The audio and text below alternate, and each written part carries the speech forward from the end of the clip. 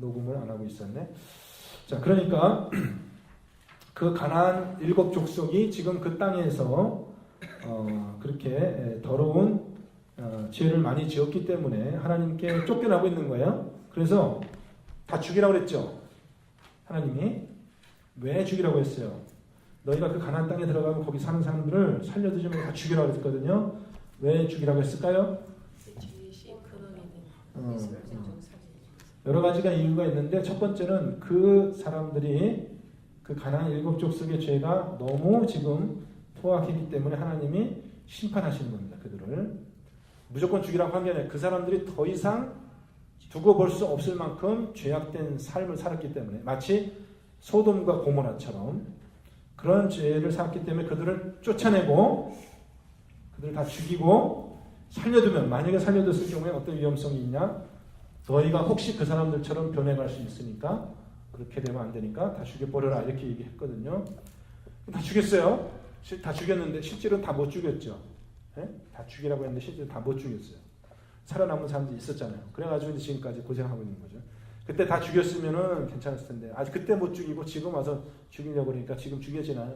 더 어렵죠. 그래서 지금 이렇게 전쟁하고 있잖아요. 팔레스타인 사람들하고. 근데 만약에 다 죽였다고 합시다. 죽였다고 했으면 그 땅이 깨끗해졌을까요? 이제 어떤 원리가 있냐면 우리가 죄를 지면은 우리가 살고 있는 이 땅에서 죄를 지면 우리가 죄를 졌기 때문에 땅이 더러워져서 땅이 곡식을 잘 내질 못해요. 이게 저주를 받아서 하나님 이게 커비넌트 커스라고 하죠. 언약의 저주를 받아서 소산이 풍성하지 못하면 비도 안 내리고 또 병충해 생기고 가뭄 들고 뭐 해가지고 이게 안 돼요. 왜 안 되냐? 이 사는 사람들이 악한 행동을 하니까 무죄한 사람의 피를 흘리니까 억울한 사람이 죽어서 여기 피를 흘리니까 땅이 저주를 받는 거예요. 저주를 받아가지고 땅이 이제 황폐하게 되는 거예요. 그죠? 그 땅이 이제 더럽혀지는 거예요. 그러니까 이 땅이 어떻게 돼요? 그 거민을 토해낸다 이렇게 얘기를 하거든요. 그러니까 가나안의 7족속들이 그렇게 음란하고 나쁜 죄를 많이 지니까 땅도 다 더럽혀지고 그 땅에 사는 사람들이 복을 받지 못하고 이제 하나님의 심판을 받아서 죽게 되는 거거든요. 그럼 이제 왜 죽게 되느냐? 이 땅을 더럽혀진 땅을 여기에 이제 이스라엘 민족이 살아야 되잖아요. 살아야 되고 거기 하나님이 성전이 짓고 하나님도 거기 같이 살아야 되잖아요. 하나님이 더러운 땅에 살 수는 없단 말이에요. 그죠? 이 땅을 깨끗하게 해야 돼. 우리가 들어가서 그 사람들 다 죽이니까 그 죽인 사람들의 피가 어떻게 돼요? 죽은 사람들의 피가 다 땅에 뿌려지겠죠. 그럼 땅이 어떻게 되는가? 그 피로 땅이 깨끗하게 되는 거예요. 네? 그러니까 이게 제사예요, 제사. 심판이 제사예요, 심판이 제사. 그러니까 그 땅에 사는 사람들이 악한 짓을 많이 해서 땅이 더럽혀졌죠? 그러면 내가 만약에 어떤 사람을 무죄한 사람을 죽여서 그 무죄한 사람의 피가 흘러가지고 이 땅이 더럽혀졌다면 그 더럽혀진 땅을 다시 깨끗하게 하려면 어떻게 돼요? 그 사람 죽인 내 피가 이 범죄자의 피가 여기 흘려져야지 뿌려져야지 땅이 깨끗하게 되는 거예요. 그러니까 가나안 7족속들이 다 그 땅을 이렇게 황폐하게 해버리니까 하나님이 다 가서 죽여라. 그러니까 그 사람 다 죽이니까 그 피가 땅을 깨끗하게 이제 만들어서 이스라엘 백성들이 들어가서 하나님하고 같이 거기서 살 수 있게 되는 겁니다. 아셨죠? 원리가 그렇게 되는 거예요. 그래서 피가 없이는 죄사함이 없는 거예요. 율법에 따라서 모든 것은 다 깨끗하게 되려면 문둥병자가 다시 나도 그렇고 뭐 살인자가 뭐 회개해서 다시 돌아와도 그렇고 하여튼 율법에서 죄를 깨끗하게 하는 건 다 뭐예요? 피 흘림이 없이면은 죄사함이 없게 되는 거예요. 그러니까 죽이라 그런 거예요. 그래서 죽이라 그런 거예요. 네? 괜히 멀쩡한 사람들 왜 다 죽이라고 그래? 하나님이 피를 좋아하는 줄 알았어. 그게 아니야. 그러니까 사람들이 뭐라 그러냐면은 하나님 잔인한 하나님이다. 아니 그 땅에 들어가서 그 사람들 정복해서 종으로 부리면서 살면 되지. 왜 다 죽이라고 하냐 이거야. 왜? 아니 그러니까 이 사람들 씨를 말리기 위해서 죽였다기보다는 죽인 더 중요한 의미는 뭐예요? 그 사람들의 피가 흘러줘야지 이 땅이 정결하게 되어지고 하나님이 거룩하신 하나님이 살 수 있게 되기 때문에 그렇기 때문에 피가 흐르는 거예요. 무슨 얘기인지 아셨죠? 그러면 나중에 가서 배우겠지만은 그러면 이제 땅이 깨끗하게 됐잖아요. 이제 가서 거기다가 이제 곡식을 심었어요. 곡식이 자라나요. 자, 곡식이 자라나고 이제 나무를 심어서 뭐 포도도 자국하고 곡식이 자라나는데 그 곡식이 지금 이 땅에서 자라나잖아요. 그러니까 이 400년 동안 기다렸거든요. 400년 동안 애굽 사람, 그러니까 지금 그 야곱이 애굽으로 내려간 지 400년 만에 돌아왔어요. 400년 동안. 그래서 하나님이 아브라함에게 그렇게 약속하셨잖아요. 4대 후에 네가 4대 동안 네 후손이 애굽에서 종살이 할 텐데 내가 그 후에는 반드시 다시 이 땅으로 돌아와서 이 땅을 차지하게 하리라 그랬잖아요. 그 400년 동안 이 땅이 지금 더럽혀진 채 있었던 거예요. 400년 동안. 생각해보세요. 400년 동안 죄에 쪄들어서 이렇게 죄의 장아찌가 돼가지고 이렇게 400년 동안 더럽혀진 땅인데 이스라엘 사람들이 이제 들어왔잖아요. 여호수아가 들어와가지고 다 이제 그 사람들을 쳐가지고 다 죽여버렸더니 땅이 400년 동안 그 죄로 묵은 그 땅이 하루아침에 깨끗하게 되어가지고 거기서 이제 곡식을 이렇게 심었더니 곡식이 이렇게 났단 말이에요. 그러면 이제 그 곡식을 깨끗하게 된 땅에서 난 곡식이니까 먹어도 되겠죠. 네? 근데 하나님 먹지 말라고 그래요. 왜 먹지 말냐면 아직 땅이 더럽다. 더럽다. 아직 그 땅은 할례받지 않은 땅이다. 이렇게 얘기를 해요. 할례받지 않은 땅. 보세요. 이스라엘의 자손으로 태어났어도 아브라함의 혈통이라도 모세의 언약이 있다 하더라도 이 아들이 태어나서 7일 동안은 아직 할례받기 전에는 아직 부정한 생명이거든요. 할례를 받아야지 그 다음부터 깨끗한 아이가 되거든요. 봤죠 앞에.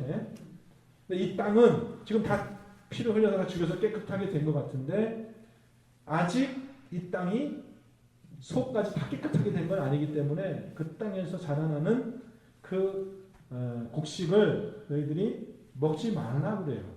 몇 년 동안? 몇 년 동안? 3년 동안. 3년 동안은 못 먹는 거야. 뭐 먹고 살아요? 그렇지. 광야에서도 40년 동안 살았는데. 처음 듣죠? 네. 저도 오늘 처음 말해요. 죄송합니다. 농담이고요. 그러니까 3년 동안은 나긴 나는데 할례받지 않은 것처럼 부정하게 여겨서 먹지 말라는 거예요. 왜냐하면 400년 동안 그 땅이 더럽혀졌는데 어떻게 하루아침에 깨끗해지겠어요? 3년 동안 기다려요. 이제 4년째 이제 나요. 4년째 나서 깨끗한 음식이 됐어요. 깨끗한 곡식이 나요. 뭐라고 그래요? 4년째는 먹지 말고 다 하나님께 드리라. 그래. 그건 내 거다.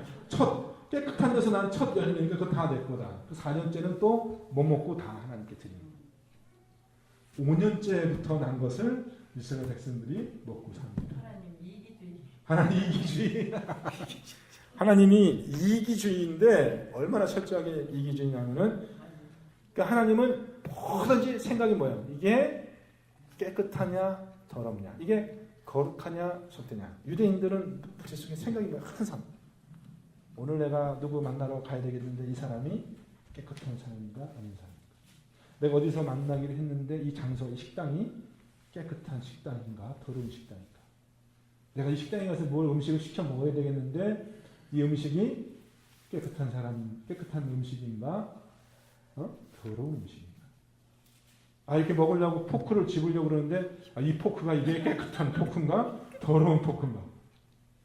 웨이터가 와가지고 사인하라고 이렇게 계산기딱 갖다 줬는데 이 종이가 이게 이 웨이터가 갖다 준 이 계산지가 이게 내가 접촉을 해도 되는 깨끗한 건가 더러운. 머릿속에 뭐예요? 제사장이면. 여러분이 제사장 안 되기를 천만 다행이나. 여러분 이스라엘의 제사장이었으면 하여튼 머릿속에 24시간 생각하는 게 뭐예요? 24시간 그 사람 생각하는 거예요. 이거는 깨끗한 건가? 깨끗하지 않은 건가? 24시간. 뭘 해도 그거밖에 생각이 안 나요. 뭘 해도. 근데 그거는 하나님이 원하시는 건가요? 그게 왜 그렇게 됐냐 이거예요. 왜냐하면 하나님이 뭘 얘기하는 거냐면 레위기에서 나는 거룩한 하나님이야. 철두철미. 머리카락 하나도 나는 거룩하지 않은 거하고는 접촉할 수가 없고 상대할 수가 없다 이거예요. 그러니까 이제 하나님 그거를 이스라엘의 그 머릿속에 아주 그냥 뿌리 깊이 그 사상을 박아주는 거야. 나는 거룩한 하나님이야. 거룩한 하나님이야. 너희가 이 사람들하고 똑같이 살면 안 돼.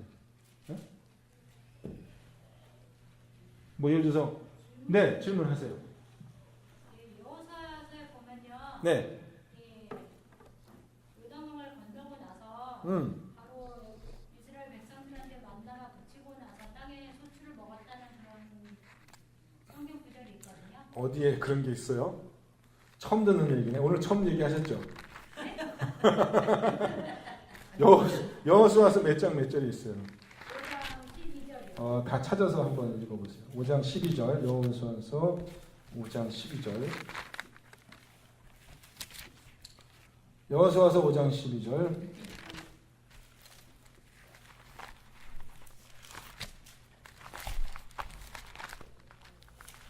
자, 도전이 들어왔습니다. 도전. 그 땅에 소산을 먹은 도전 어떤 도전이냐? 지금 강사의 권위에 도전하고 있습니다. 5장 12절, 5장 12절, 10절부터 한번 보겠습니다. 10절.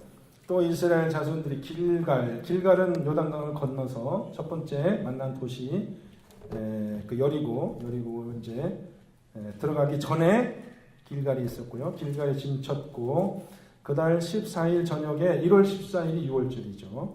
여리고 평지에서 6월절을 지켰으며 6월절 이튿날은 그 땅의 소산물을 먹되 그날에 무교병과 볶음곡식을 먹었더라. 또 12절 또 그 땅의 소산물을 먹은 다음 날에 만나가 그쳤으니 이스라엘 사람들이 다시는 만나를 먹지 못하였고 그 해에 가나안 땅의 소출을 먹었더라. 그렇게 되어 있네.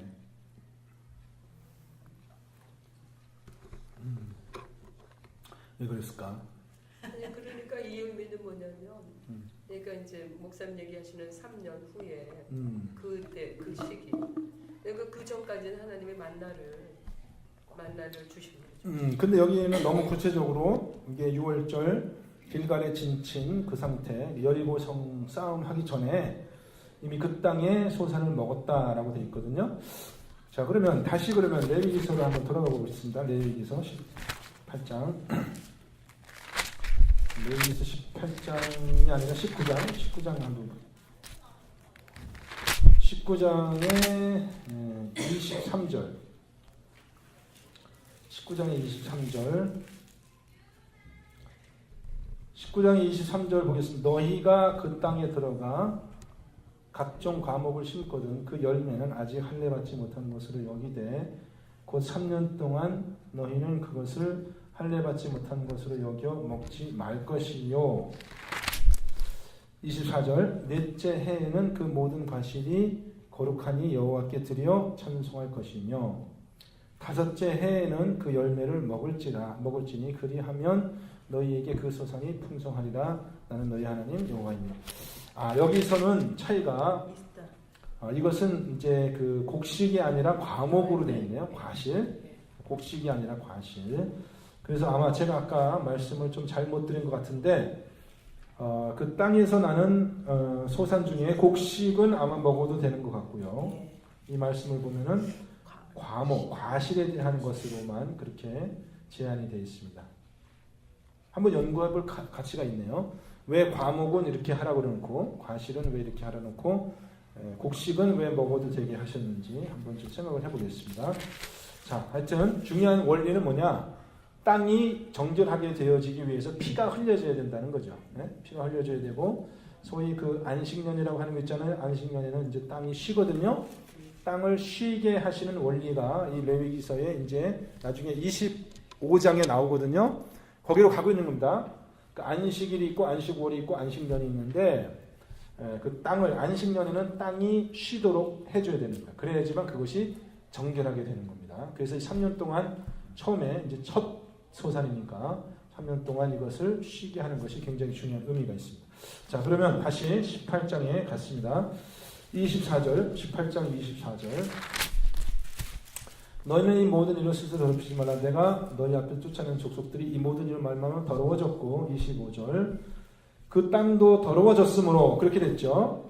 내가 그 악으로 말미암아 벌하고 그 땅도 스스로 그 주민을 토하여 내느니라. 특별히 어떤 죄를 얘기합니까? 가나안 민족들이 지은 어떤 죄? 음행죄죠. 음행죄. 앞에 있는 음행죄로 말미암아 땅이 더러워졌고 땅이 더러워지면 그 땅이 주민을 토하여 낸다고 했습니다. 26절 그러므로 너희 곧 너희의 동족이나 혹은 너희 중에 거류하는 거류민이나 내 규례와 내 법도를 지키고 이러한 가정일에 하나라도 행하지 말라. 자 그러면 이 규례, 이 18절에 나와 있는 이 규례를 지켜야 되는 의무가 있는 사람들은 누구예요? 26절에 보면은 이스라엘 사람들만이 아니라 너희 중에 거류하는 거류민, 동족이냐 이방인이냐가 중요한 게 아니라 이 땅에 거하는 모든 사람들은, 거기 섞여 사는 모든 사람들은, 이스라엘 사람들이든 아니든 간에 그 땅에 거하는 모든 사람들은 그 법을 지켜야 된다는 거예요. 그죠? 거기 사는 사람들이 그 법을 지켜야 된다. 그래서 이스라엘의 이 율법은 우리가 지금 jurisdiction이라고 하는데, jurisdiction을 우리가 한국말로는 어떻게 표현하죠? 그 법이 유대적 그 법이 행사되는 그 영역, 그 지역이 이것이 그 사람의 신분이나 혈통에 따라서 결정이 되는 게 아니고 거주 지역에 따라서 이 법이 지켜져야 되는 거예요. 거주 지역에 다른 이방인이라도 여기 와서 살면은 그 법을 그 법을 안 지키면 땅이 더러워지고, 땅이 더러워지면 여기 사는 사람들이 다 함께 저주를 받기 때문에 이 법은 이 지역적인 공동체가 같이 지켜나가야 되는 그런 법이에요. 무슨 얘기인지 아셨죠? 그것도 중요한 개념입니다. 27절, 28절 너희 전에 있던 그 땅 주민이 이 모든 가증한 일을 행하였고 그 땅도 더러워졌니? 앞이랑 똑같죠?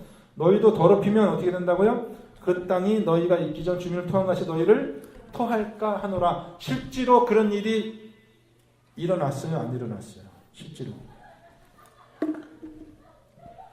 유대인들 들어가 살았잖아요. 거기서 들어가 살았는데 그 땅이 그 사람들 토해냈어요? 안 토해냈어요? 결국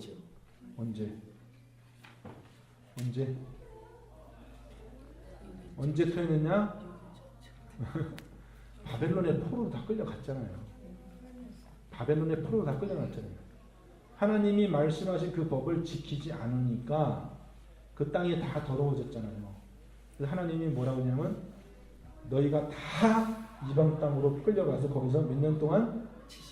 70년 동안인데 사실 알고 보면은 그 마지막 포로가 끌려간 때로부터 처음 포로가 돌아온 때를 따져보면 알고 보면은 50년 동안 실제로 계산해보면은 제일 마지막 포로가 끌려간 때부터 해서 제일 처음으로 돌아온 사람들이 있을 때까지 계산하면 50년 동안 이 땅이 아무도 살지 못하는 황폐한 땅, 그래서 가시와 엉겅퀴가 나는 땅, 그리고 동물들, 황폐한 그런 무슨 뭐 이렇게 하이에나 같은 그런 동물들만 사는 그런 땅으로 70년이라고 했지만 70년은 성전이 무너질 때부터 성전이 다시 세워질 때까지를 얘기하는 거고, 성전이 세워지는데 20년의 세월이 걸렸기 때문에 사실상 이 땅에 주민이 안 살았던 때가 50년이란 말이에요. 50년 동안 이 땅에 아무도 못 살게 한 이유가 뭐냐? 하도 이놈들이 하나님의 말씀을 지키지 않고 음행죄를 짓고 살인죄를 짓고 죄악을 지니까 이 땅이 더러워져가지고 그 땅이 이 주민을 토해내는 겁니다. 바벨론으로 끌려간다는 게 그런 의미예요. 그럼 여기는 그럼 이제 뭐로 들어가는 거예요? 이 땅은 뭐로 들어가는 거예요? 여기 사는 사람이 다 없어지니까 이 땅은 이제 뭐로 들어가는 거예요? 안식으로 들어가는 거예요. 안식. 하나님이 이 땅을 안식하냐? 이제 여기 이 이스라엘에 있는 백성들 다 죽이잖아요. 하나님이 바벨론이 와가지고 다 죽여서 그 피를 뿌리잖아요. 그래서 이 땅을 그 피값을 땅이 다 갚게 한 다음에 너희들은 다 이제 딴 데로 갚버리고 여기는 50년 동안 희년이 될 때까지, 해방이 될 때까지 너희가 거기서 해방돼서 오겠지만 그때까지 이 땅은 안식하게 하는 겁니다. 땅이 안식하는 게 그런 의미였어요. 그러면 안식하는 동안 이 땅이 깨끗해지는 거예요. 깨끗해져서 다시 이스라엘이 돌아왔을 때는 거기에다가 성전을 다시 세우고 살 수 있도록 그렇게 하는 거예요. 그런 원리가 레위기서에 다 나와 있는 겁니다. 그래서 레위기서 25장에 희년의 법이 있는 거예요. 희년의 법. 팔려간 종이 돌아오고 빼앗긴 땅이 다시 찾아지는 그것이 50년마다 한 번. 그죠? 잃어버렸던 땅을 50년 만에 다시 찾는 거죠. 다시 찾는 겁니다. 자, 그렇게 됐습니다. 그러니까 중요한 원인은 뭐냐 하면 우리가 이 백성들이 하나님께 죄를 짓고 자꾸 그렇게 가증한 일을 하면은 땅이 더럽혀진다라는 것이고 땅이 더럽혀지면 그 땅이 그 주민들을 토해 내버린다. 살 수 없게 만든 언약의 저주가 임하고 그렇게 되는 겁니다. 그럼 결론 30절 다시 결론. 그러므로 너희는 내 명령을 지키고 너희가 들어가기 전에 행하던 가증한 풍속을 하나라도 따름으로 스스로 더럽히지 말라. 나는 너희 하나님이니라. 이스라엘이 거룩하게 되어야 되는 가장 중요한 이유는 하나님이 거룩한 하나님이시기 때문에 그 하나님이 같이 살아야 되기 때문에 그게 유일한 원리예요. 하나님 모시고 사는 게 참 피곤해요. 하나님이 없으면 내 마음대로 살면 되는데 하나님하고 같이 살려면은 내 마음대로 살면 안 돼요. 결혼의 원리도 똑같잖아요. 나 혼자 살면 얼마나 좋아요. 뭐 내 마음대로 물건 아무 데다 놔도 되고 뭐 밤에 몇 시에 자든 뭐 몇 시에 일어나든 상관이 없는데 둘이 같이 살면 어떻게 돼? 피곤하잖아요. 그죠? 그 사람도 나름대로 자기가 원하는 게 있으니까 같이 사는 게 피곤한데 이 하나님과 같이 사는 게 참 피곤한 거예요. 하나님 거룩하신 분이기 때문에 나도 거룩하게 살아야 되거든요. 그게 이제 문제가 되는 겁니다. 그래서 성경에 나오는 가장 큰 갈등은 어떤 갈등이냐? 하나님과 그의 백성 사이의 갈등이에요. 그죠? 그게 제일 큰 문제예요, 성경이. 처음부터 끝까지 성경은 어떤 문제에 대해서 얘기하고 있냐면은 나쁜 놈하고 좋은 놈 사이의 문제를 얘기하는 게 애굽 사람하고 유대인 사이의 갈등은 그거는 성경에서 별로 그거는 중요하게 생각하는 갈등이 아니에요. 그죠? 물론 애굽하고 이스라엘 사람들이 서로 싸웠는데 그거는 하나님이 해결해 주시니까 애굽 사람들 죽이고 나오면 됐잖아요. 더 큰 문제는 뭐냐? 광야세에서 시작하는 광야 생활에서 중요한 갈등은 뭐야? 하나님과 그의 백성 사이의 갈등이란 말이에요. 그죠? 하나님은 거룩하신 하나님이라서 거룩하심을 요구하는데 백성들은 그렇게 살기가 싫은 거야. 그러니까 막 하나님한테 돌 던지고 막 불평하고 막 그렇게 살아가는 겁니다. 그러니까 이 성경 전체가 바로 그 갈등의 이야기예요. 하나님과 하나님 백성 사이의 갈등의 이야기예요. 우리의 신앙생활이 그렇다는 겁니다. 우리의 신앙생활이 뭐예요? 거룩하신 하나님하고 같이 살아야 되는 거니까 자꾸 부부싸움 하는 거예요. 우리 부부싸움 하듯이. 같이 살아야 되는데 하나님은 거룩하시고 우리는 거룩하지 않고. 그죠? 그게 문제예요. 하나님은 거룩하신데 우리는 거룩하지 않고 같이는 살아야 되겠고. 네? 그럼 해결책이 뭐야? 해결책이 이혼하면 제일 좋죠. 이혼하면 제일 좋잖아요. 근데 우리 하나님은 이혼하시는 하나님, 우리 하나님 또 제일 싫어하는 게 이혼하는 걸 또 제일 싫어하거든. 우리 하나님이. 네? 하나님 이혼하는 걸 너무 싫어해요. 하나님. 이혼을 안 하는 거 하나님이 이혼을 해주면 좋겠는데 사람이 이혼을 안 해주시고 그럼 해결책이 뭐예요? 거룩하신 하나님인데 거룩하지 않은 사람들하고 같이 살아가야 되니까 결국은 하나님이 가지고 있는 해결책이 뭐예요? 응? 피의 제사. 레위기에 왜 제사법이 많이 나오냐? 결국은 이 제사법이라는 건 뭐냐면 하나님과 인간 사이의 갈등을 해결하는 방법이 피의 제사. 하나님이 자신이라고 할 수 있죠. 뭐 아들이라고 할 수도 있지만 하나님이 자신의 피를 흘려서 이 깨끗하지 못한 이 목이 굳은 이 사람들을 그 피로 영원히 깨끗하게 하셨다. 깨끗한 사람이 아니에요. 깨끗하게 됐어요, 안 됐어요? 됐죠.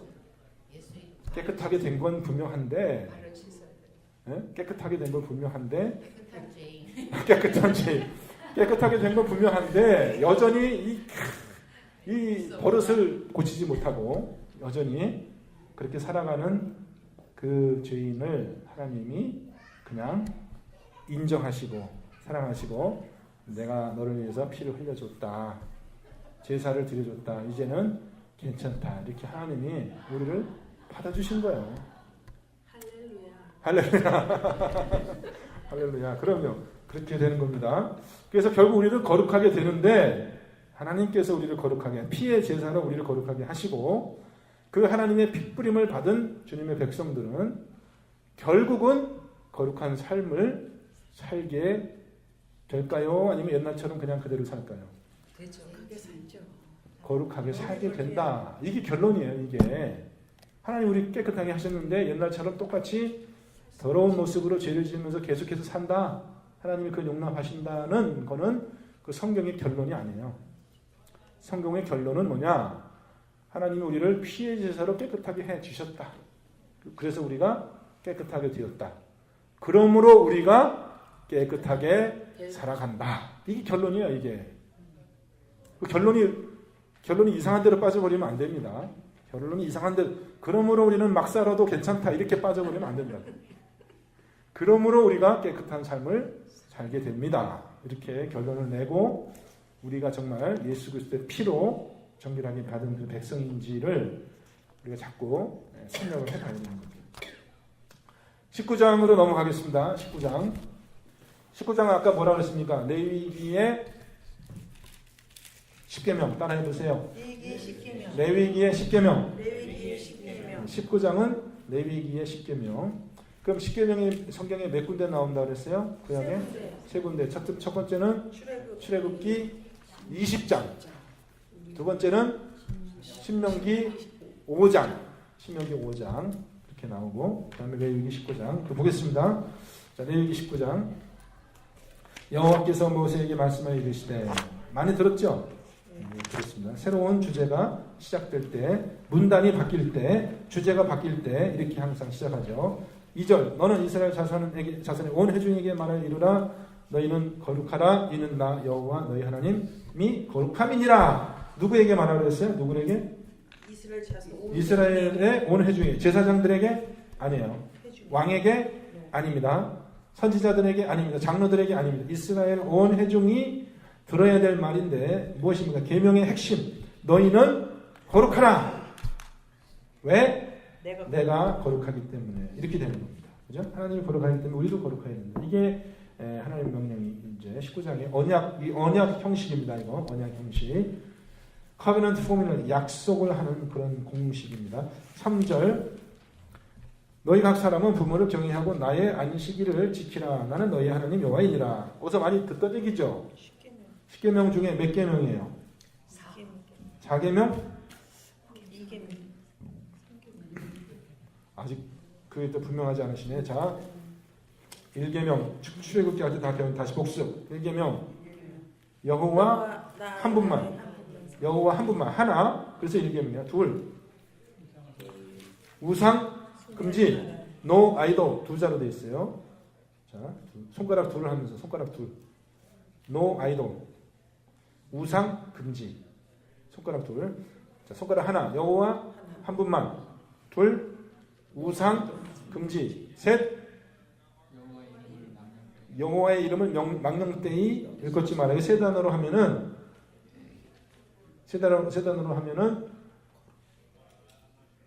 감사합니다. 여호와의 이름을 망령되이 일컫지 말아요. Respect God's name. Respect God's name.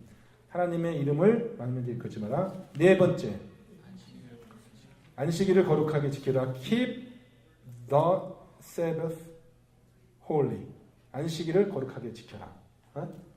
Keep the Sabbath holy. 이렇게 이제 네 단어로 되어 있습니다. 다섯 번째 단어는 내 부모와 내 아버지와 어머니를, 원래 원어를 보면 따로따로 되어 있어요. 부모 이렇게 되어 있지 않고 내 아버지와 어머니를 존경하라 이렇게 되어 있거든. Honor your father and mother 이렇게 되어 있어요. 다섯 글자로 되어 있죠. Honor your father and mother. 오케이요? 오케이? Remember the Sabbath day. Remember the Sabbath day. 안식일을 거룩하게 지켜라. 그다음에 honor your father and mother. 세 글자. Respect God's name. 세 글자. Respect God's name. 두 글자. No idol. 한 글자. One God. One God. 하나님 한 분만. 그렇게 해서 지키고 여섯 번째 계명. Don't kill. 살인하지 말라, 간음하지 말라. 순서 알아야 돼요. 알아야 돼요. 초등학생도 다 알아야 되는데 또 어디 초등학교나 어디 주일학교 출신이신지 모르지만 no idol. 자, 이걸 잘 알아야 됩니다. 그 다음, 자, 그러면은 5번째가 부모에게 효도하라고, 6번째 살인하지 말라, 간음하지 말라, 도둑질하지 말라, 내 이웃에 대해 거짓 증거하지 말라, 내 이웃의 아내나 다른 사람의 물건을 탐하지 마라. 이렇게 되어 있습니다. 그걸 알고 한번 대답해 보겠습니다. 자, 그러면 4절 말씀, 10계명 중에 3절 말씀, 10계명 중에 몇 계명이에요? 부모를 공경하라. 3절 말씀 몇 계명? 5계명. 만식일을 지켜라. 4계명입니다. 4계명. 그 다음에 4절, 너희는 헛된 것들에게 향하지 말고 너희를 왜 신상들을 부어 만들지 말라. 몇 계명? 노 아이돌 우상 금지 2계명이죠. 그 다음 5절부터 8절까지 너희는 화목제물을 드릴 때 기쁘게 받으시도록 드리고 그 제물은 드리는 날과 이튿날에 먹고 셋째 날까지 남았거든 불사르라. 셋째 날에는 조금이라도 먹으면 가져간 것이 되어 기쁘게 받으심이 되지 못하고 그것을 먹는 자는 여호와의 성물을 더럽힘으로 말미암아 죄를 담당하리라. 그가 그의 백성 중에서 끊어지리라. 뭐에 대한 계명입니까? 화목제를 먹는, 화목제를 어떻게 드리냐가 아니라 화목제의 제물을 어떻게 먹느냐, 이게 먹는 것이 참 이게 중요합니다. 그리고 아담에게 준 계명도 먹는 것에 대한 것이었죠. 네, 먹는 것에 대한 계명이었고, 이 노아에게 주신 계명도 알고 보면 먹는 것에 대한 계명이었습니다. 고기를 먹는데 핏째 먹지 말라라는 계명을 노아에게 언약으로 주셨어요. 이스라엘 사람에게 하나님께서 이스라엘 사람에게 이 계명을 주셨잖아요. 모세율법. 모세율법의 상당 부분이 뭐에 대한 것이냐면은 먹는 것에 대한 거예요. 제물을 먹는 방법, 그 다음에 부정한 것들을 먹지 말고 깨끗한 음식을 먹는 것에 대한 거 이렇게 많이. 그러니까 또 이 예수님이 우리에게 주신 새 계명도 사실은 먹는 거하고 굉장히 관계가 있죠. 예수님께서 우리에게 새로운 만찬을 주시면서 언약을 맺었잖아요. 그죠? 이게 내가 내 피로 세우는 새 언약이다. 너희는 이것을 행하여 나를 기념하라. 그러면서 먹는 것을 두 가지 주셨단 말이에요. 그러니까 이 먹는 것이 하나님과의 약속을 얘기하고 생명나무의 열매를 이제 예수님께서 우리에게 주시는 거죠. 그래서 이렇게 하나님과 이렇게 언약을 맺을 때는 뭔가 새로운 언약이 나타날 때마다 새로운 먹을거리가 나타나거든요. 근데 그 중에서도 이제 비로소 모세가 나타나기 때문에 지금까지 먹어보지 못한 새로운 먹게 된 것이 뭡니까? 이스라엘이 만나 먹었죠. 만나. 근데 만나는 그쳤어요. 만나는 그치고 그 이후에 살던 사람들이 모세율법을 지키는 사람들이 다른 민족들이 먹지 못하는 그런 어떤 독특한 음식을 먹는 게 뭐예요? 그게 바로 화목제의 제물이란 말이에요. 화목제의 제물은 거룩한 음식이란 말이에요. 지성물이 있어요. 지성물. 가장 지극히 거룩한 음식이죠. 그거는 제사장들만 먹었어요. 배웠죠? 지성물, 지극히 거룩한 떡, 하나님께 바쳐진 지극히 거룩한 떡과 지극히 거룩한 고기, 그거는 지성물이라고 해요. 지성물, 지극히 거룩한 음식은 제사장들만 먹었는데 일반 백성도 제사들의 음식을 먹을 수 있는 게 있죠. 그게 뭐였어요? 화목제의 제물은 지극히 거룩한 음식이 아니라 이거는 그냥 거룩한 음식이란 말이에요. 그냥 거룩한 음식. 그냥 이게 속된 음식이 아니고 거룩한 음식이에요. 왜냐하면 화목제의 제사를 드리는 음식이기 때문에 거룩한 음식인데 이거는 모든 평민들이 먹을 수 있는 음식이에요. 근데 먹을 때 어떻게 먹어야 돼요? 함부로 먹으면 안 되고 몸을 깨끗하게 하고서 음식을 먹어야 된단 말이에요. 이게 코셔니까. 코셔라는 말이 거룩하다는 뜻이에요. 코쉐, 이게 히브리 말로 코쉐가 거룩하다라는 뜻입니다. 그 지성서 코쉐 코쉐 두 번 반복하면 거룩하고 거룩하다. 그렇게 하면 이게 이제 그 지극히 거룩한 것이 됩니다. 지금 맞게 얘기를 하나? 코시는 카도시 지금 갑자기 코시는 명사이고 이렇게 형용사는 카도시인가? 제가 지금 헷갈리네요. 하여튼 거룩하다는 뜻입니다.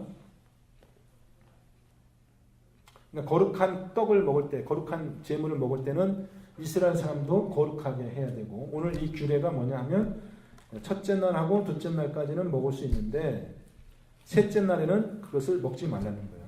왜 셋째 날에는 왜 먹지 말라 그랬을까요? 이 음식을 상했을까봐. 두 번만 상했을까봐. 상했을까봐. 그러니까는 그 하나님이 이제 그 원래 셋째 날까지 이제 거룩한 이게 화목제 제물을 그런데 지극히 거룩한 음식은 그날 당일에 다 먹어야 돼요. 이튿날까지 남겨둘 수가 없어요. 화목제는 이튿날까지 먹을 수 있지만은 셋째 날에는 먹지 못해요. 그죠? 왜 당일날 다 먹고 남은 것은 다 불살라서 없애라고 했어요. 먹지 말고. 왜 그러냐? 이것이 거룩한 음식인데 날이 바뀌면 날이 바뀌면 새 것을 먹어야 되잖아요. 새 것을. 새 날이 되었으니까. 근데 날이 바뀌었는데 그대로 있으니까 이거는 음식이 상할 수도 있고 하나님의 거룩한 성품이 훼손될 염려가 많죠. 지나가던 파리가 갑자기 배가 아파서 익사할 수도 있는 거고 지나가던 파리가 갑자기 배가 아파가지고 툭 떨어지면 어떻게 돼요? 그 음식이 부정한 음식이 되잖아요. 그건 누가 알겠어요. 그러니까는 날이 많이 지나면은 더럽혀질 위험도 있고 그렇기 때문에 먹지 말라는 거예요. 그건 하나님 뭘 얘기하냐면 나는 뭐든지 구별하는 거예요. 구별하시는 하나님. 그죠? 단지. 그러니까는 유대인들의 생각은 뭐 철두철미. 생각이 뭐예요?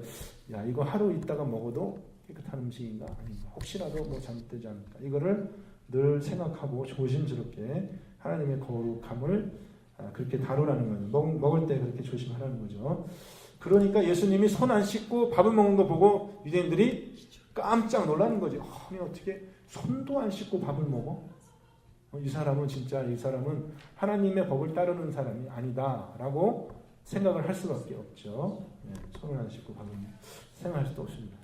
그 다음에 그 8절부터는 또 뭡니까? 8절을 했고 9절 너희가 너희 땅에서 곡식을 거둘 때에 너는 반 모퉁이 다 거두지 말고 내 떨어진 이삭도 줍지 말며 내 포도원의 열매를 다 따지 말며 포도원에 떨어진 열매도 줍지 말고 가난한 사람과 거르면을 버리더라. 나는 너희 하나님 여호와이니라. 자, 이 계명은 농사짓는 사람에게 추수 때에 반 모퉁이를 남겨두라고 했습니다. 그럼 여러분 반 모퉁이는 도대체 어디를 의미하는 이렇게 밭이 네모나게 이렇게 돼 있다면 모퉁이는 어디예요? 이 네모의 이 각에 있는 여기가 모퉁이죠. 그죠? 모퉁이의 곡식은 거두지 말고 그냥 내버려 두라.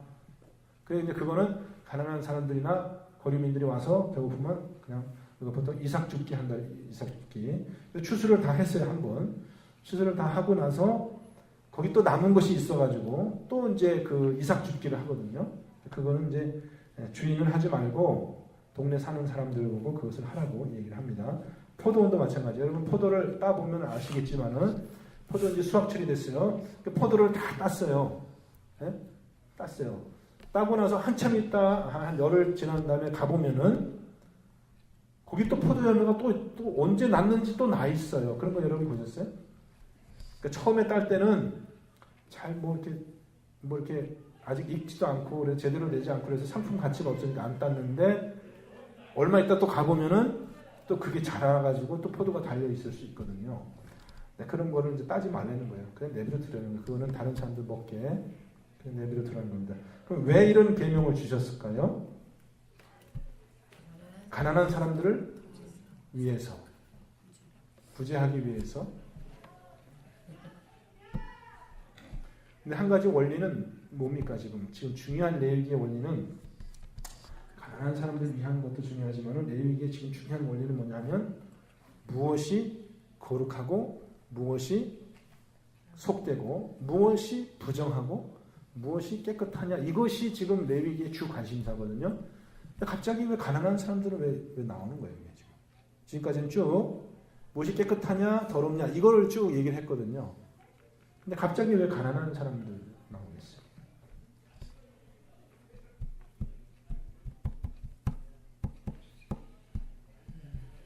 그러니까 그런 문맥에서 우리가 생각해 보면은 이 가난한 사람들이 먹을 것이 없어서 그렇게 고통당하는 그런 상황이 되는 것이 전체 주민의 책임이라는 거예요. 그죠? 전체 주민의 책임이에요. 나는 잘 먹고 잘 사는데 내가 사는 이 지역에 아까 분명히 얘기했죠. 이것은 지역적인 법이라고 얘기했죠. 내가 사는 지역에 가난해서 못 먹고 못 사는 사람이 있다면 그것 자체가 전체 공동체의 책임이 되는 것이고 그 가난한 사람들이 억울한 사연을 하나님께 호소한단 말이에요. 그러면 그것 자체가 이 땅을 더럽히는 일이 되고 이 땅에 사는 사람들에게 저주가 될 수 있다라는 거예요. 그것 자체가. 나눠주라고 그러는 게 더 낫지 않나요? 응? 나눠주라고 얘기를 하는 게. 근데 내 땅에 있는 죽지 않은 곡식 그 사람이 따가는 건 도둑질이잖아요. 도둑질이 아니죠. 그러니까 그건. 그러니까 따지 말라. 내 땅에 있는 내 재산을 내가 안 가져가서 나쁜 거를 그 사람이 가져가는 건 그 사람 입장에서는 도둑질이 되는 거 아닌가요? 차라리 내가 다 따서 나눠주는 게 더 가난한 사람한테 나눠주는 게 더 좋은 일이 아닌가요? 그러네. 보아스도 그럼 보아스. 아니 저기도 생각나긴 나는데 보아스. 그거는 요즘은 보이고 이거는 아니 근데 그러니까는 이 여기서 공산주의가 나온 거 아니에요? 이게 가난한 사람 공산주의는 아니고요. 공산주의는 사유 재산이 아예 없잖아요. 그래서 네 거 내 거 없이 다 같이 일하고 같이 나누자. 그리고 성경에서 나오는 그 토지법은 토지의 주인이 있어요. 그런데 토지의 주인이 있긴 있는데 그 토지를 처음부터 하나님 나눌 때부터 그 가족의 숫자대로 이렇게 제일뽑아가지고 공평하게 다 나눠주고 그 다음에는 이 혹시라도 뭐 이 사람이 재앙을 당하거나 해가지고 토지를 팔더라도 토지 소유권이 영원히 넘어가지는 못하게 10년이 되면은 다시 자기 땅이 되게 했어요. 영원히. 그러니까 이 사람 이게 내 땅이면 영원히 내 땅이야. 다른 사람이 절대로 가져갈 수가 없게 그렇게 토지법을 해놨거든요. 그러니까 모든 사람들이 다 공평하게 자기 땅이 있어요. 일시적으로 그 땅을 빼앗길 수는 있을지라도 10년이 되면은 다시 자기 땅이 되는 거예요. 그럼 그 땅에서 나는 소산은 자기 거겠죠?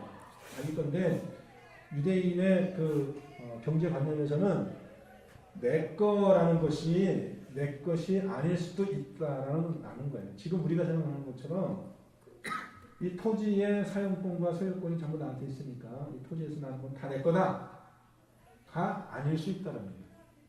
어떻게 아니냐? 실제로 지나가던 사람이 배가 고파. 지나가던 사람이 배가 고픈데 마침 거기 뭐 밭이 있어가지고 예수님의 제자들이 밀밥 사이로 지나가다가 손으로 이렇게 훑어가지고 그 곡식을 따가지고 손으로 이렇게 비벼가지고 해가지고 먹었단 말이에요. 그럼 이거 옛날 우리식으로 하면 이게 남의 집 밭에 들어가서 이게 서리한 거잖아요. 서리. 그러면은 남의 것을 훔친 10계명 중에 몇 계명이요? 살인하지 마라, 도둑질하지 마라, 6계명 아니가 6계명 맞네? 6계명 살인하지 마라, 간음하지 마라, 도둑질하지 마라. 8계명을 어긴 죄가 되겠어요? 안 되겠어요?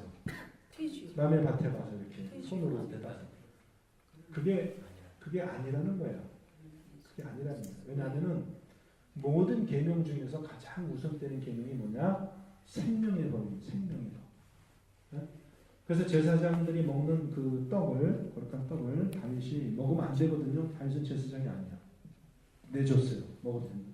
예수님 말했잖아요. 예수님이 아니 너희들이 왜 이게 안식일에 이렇게 추수할 것도 이렇게 추수하는 동작이잖아요. 이게 땄으니까 또 이렇게 비비니까 이게 탈곡하는 것이고요.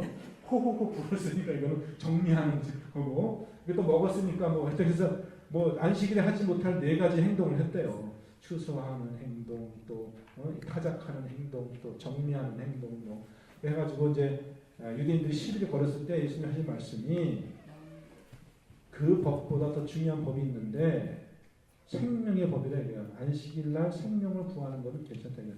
내가 지금 배고파 죽게 됐는데 나그네가 길을 가다가 자기의 양식을 싸갖고 다닌 것도 한계가 있고 돈이 없으면 사 먹을 수도 없고 기승맥주나 죽게 됐는데 남의 밭이 있어서 거기에 들어가서 이거를 손으로 이렇게 따서 먹었으면 그거는 도둑질이 아니라 이거예요. 왜냐하면 생명의 법이 우선하기 때문에. 그리고 도로교통법에 물론 신호등을 잘 지켜야 되죠. 신호등을 잘 지켜야 돼요. 어떤 사람이 빨간 신호등인데 횡단보도를 건너가고 있어. 어떤 사람이 빨간 신호등이야. 근데 건너가고 있어 자기가. 그럼 지나가던 차가 쳤어요 이 사람을. 이 사람 빨간불인데 건너갔어요. 그럼 이 운전자에게 책임이 있습니까 없습니까? 있죠. 운전자에게? 이 사람이 빨간불인데 건너갔잖아. 근데 사람을 죽이고 갈 그런 법이 어딨어. 빨간불인데 빨간불 가지 말아야 되는데 갔잖아. 그런 법이 어딨냐면 그게 바로 생명의 법이에요. 생명의 법. 생명의 법은 빨간 불보다 우선한 거예요. 이 사람이 아무리 법을 어기고 빨간 불로 갔어도 그 생명이 중요하기 때문에 내가 마음대로 가서 칠 수가 없다라는 거예요. 그 책임이 나한테 있다라는 거예요. 무슨 얘기인지 아셨죠? 네? 생명의 법은 다른 모든 율법에 우선하는 거예요. 내가 지금 굶어 죽게 됐으면 이거를 내가 이게 손으로 이렇게 따서 먹을 수 있는 거예요. 이 사람이 지나가던 사람이 이걸 이제 손으로 따서 먹는 게 아니라 이만한 자루 부대를 가지고 와가지고 낫을 가지고 와가지고 막 이제 이걸 베는 거야. 곡식을. 주인이 와가지고 너 지금 뭐 하는 짓이냐 남의 집에 와가지고 왜 낫질을 하고 이렇게 이걸 다 베가냐? 이게 나그네가 나 나그네야 지금 배고파 죽으려고 그래. 내가 이것 좀 먹는데 왜 그래? 그러면 그 사람은 도둑질한 죄가 있습니까 없습니까? 그 사람은? 있죠. 왜요? 탐욕의 죄가 왜요? 배고파서 아니 했는데? 그 빼고는 먹을 만큼 먹지 낫지 아직은 작정을 하고 잡으신 거예요. 아직은 계획대로 그러니까 유대인의 법에 어떻게 되냐면은 지나가는 나그네가 도구를 가지지 않고 자루나 무슨 나지나 이런 걸 가지지 않고 자기가 순수하게 손으로 자기의 먹을 만큼 자기의 배를 채울 만큼 그렇게 과일을 따서 먹거나 이게 곡식을 나달이 따서 먹는 것은 그것은 죄가 아니다. 죄가 아니다. 사람이 근데 탐욕이 있으면 배불러도 저거 먹고 싶으니까. 근데 죄가 아닌데 근데 시컷 따먹고 내가 앞으로 내가 3일길을 더 가야 되니까 3일 양식 치르니까 짜갖고 가야지 하고 과일을 뒀다가 주머니에 잔뜩 이렇게 넣고 가면은 그거는 도둑질이야. 그 도둑질이야. 자기 배가 찰 때까지 먹는 거는 도둑질이야. 누구나 다 먹을 수 있어. 어디 가서든지 유대인의 땅에서. 그 하나님의 공평한 법이에요. 얼마나 공평해요. 네? 얼마나 공평. 그럼 거기 가서 또 배고프면 거기서 땅 먹으면 또 되는 거예요. 저기 가서. 그러니까 이삭을 줍는 것은 공식적으로 합법입니다. 그거는 죄가 아니에요. 죄가 아니에요. 남의 밭에 가서 이삭을 줍는 건 합법이에요. 공식적으로. 왜냐하면 자기 식구들이 먹고 살기 위해서 어쩔 수 없이 하는 행위이기 때문에 그거에 대한 뭐라고 그랬어요. 그것까지 주인이 다 쓸어가면 남는 사람이 어떻게 거저갈 게 없게 되잖아요. 그렇게 되면 어떻게 돼요? 그것이 그 사람들을 억울하게 죽게 만들고 하나님께 호소하겠죠. 하나님 내 이렇게 배고파 죽겠습니다. 그렇게 되면 그것이 이 지역 전체 주민들의 그것이 악이 되어서 하나님께서 저주를 내린단 말이에요. 그럼 이 땅이 소산을 안 내는 거예요. 저주를 받아서. 그래서 어떻게 보면은 이 모든 법이 그런 한 가지 공통적인 원리가 있는 것은 뭐냐면은 하나님은 거룩하신 분이다. 이 거룩하신 이 땅에서 남을 돕는다는 그런 측면도 있지만은 남을 돕는다 이런 측면도 있지만 더 중요한 것은 이 거룩한 땅에서 하나님이 같이 사는 이 땅에서 한 사람도 억울한 죽음이 있어서는 안 된다 이거예요. 그것이 모든 사람의 책임이 된다는 것입니다. 그래서 그런 책임을 나눠지는 그런 공평한 법이 레위기의 법이에요. 얼마나 좋아요. 요즘 우리가 이런 법으로 살면 얼마나 좋겠어요. 근데 질문은 뭐냐면요. 이렇게 그 주인이 나눠주면 되지.